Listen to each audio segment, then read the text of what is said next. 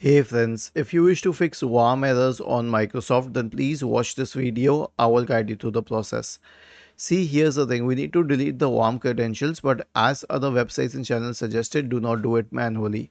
Simply sign out of your account. Okay, simply sign out of your account on Microsoft Office. Then click on sign in once again, and then you can enter your account details once again.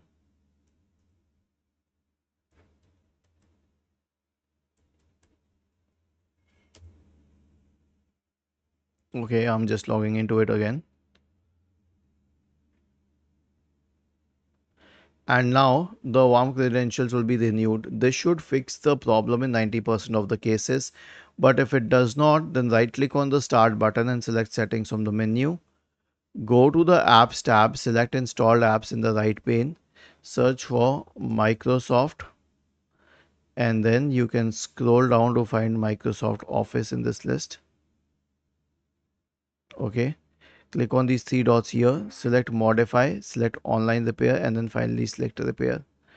Was this helpful? If yes, then please subscribe to the channel. If not, then let us know in the comment section of the video on how we could help you further. Thank you for watching this video and have a nice day.